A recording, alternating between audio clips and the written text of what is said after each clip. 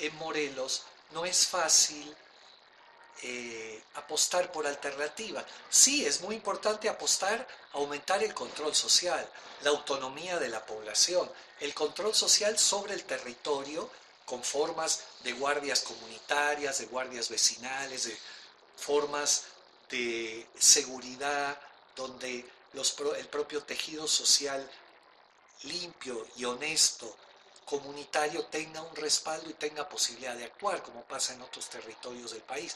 Pero vemos el nivel de agresión que el Estado delictivo desarrolla contra formas comunitarias en Guerrero, en Chiapas, en Oaxaca.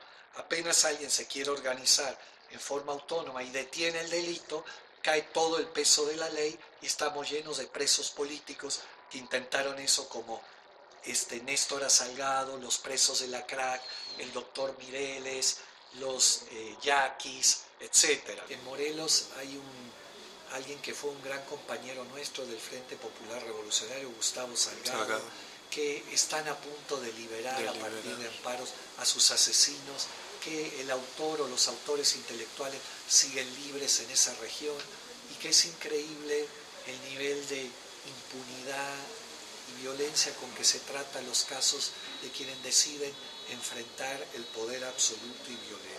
Cuando uno trata de organizarse, y nos ha pasado muchos en mi propio colonia, etc., recibe una enorme agresión por parte del poder, enorme cantidad de controles, amenazas, etc. Entonces, quienes han llevado ventaja en esto son, claro, los pueblos campesinos indígenas, que tienen una raíz, una historia mucho más articulada y experiencia de defenderse ante las agresiones, que en las partes urbanas nuestras es mucho más difícil. Entonces, la organización, las redes de organizaciones, o sea, entre comunidades, entre colonias, entre barrios, la transferencia de las experiencias que han funcionado. Entender esto que Gandhi decía en el programa constructivo, de que el poder a los representantes políticos viene de la gente. Y si la gente quita esa representatividad, ellos no tienen ningún poder. Entonces, los que no están cumpliendo, tenemos que encontrar los mecanismos y la capacidad de sacarlos de esos espacios de poder.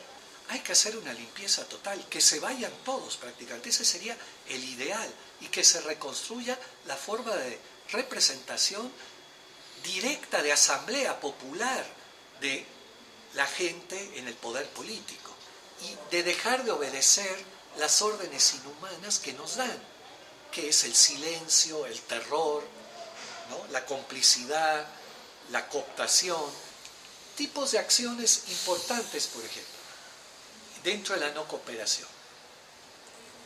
Y un ejemplo de lo anterior, de cambiar autoridades, lo acaban de hacer en Tila, las asambleas ejidatarias, frente a un presidente municipal que está reactivando los grupos de paz y justicia, paramilitares y todos los funcionarios del cabildo, que les quieren quitar una porción importante de hectáreas de tierra que son de ella. Entonces ya no reconocemos este tipo de autoridad. El problema de nosotros en Morelos es que no hay alternativa.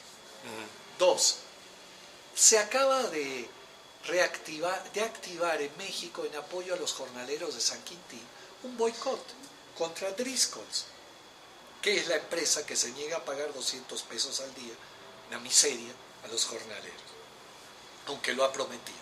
Entonces, un boicot que había en California ahora se extiende a México. A partir del 19 de diciembre, un montón de organizaciones de California y mexicanas han optado por eso.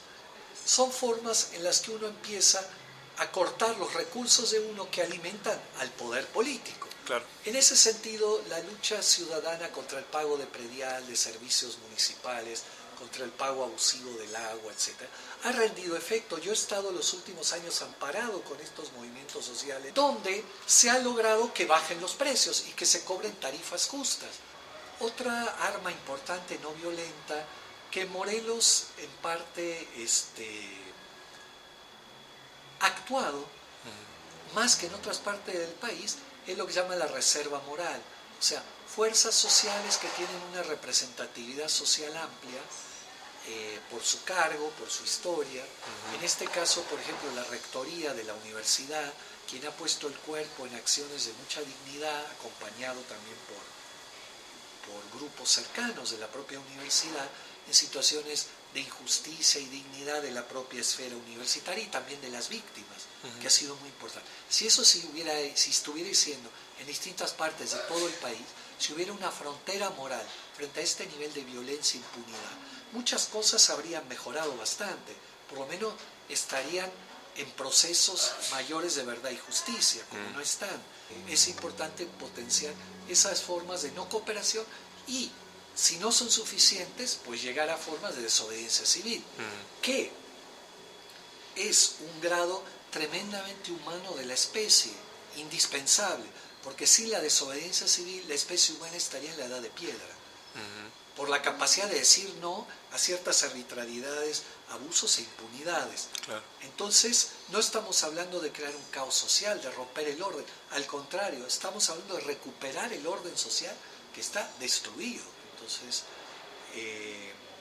hay muchos intereses, pero si no decidimos dejar de lado ciertos intereses y comodidades y asumir un bien colectivo pensando en nuestros hijos, en lo que queremos como país, como Estado o algo, y empezar a plantearnos en qué vamos a dejar de cooperar con este proceso inhumano, violento, injusto, el poder desde arriba no da muestras que se va a detener.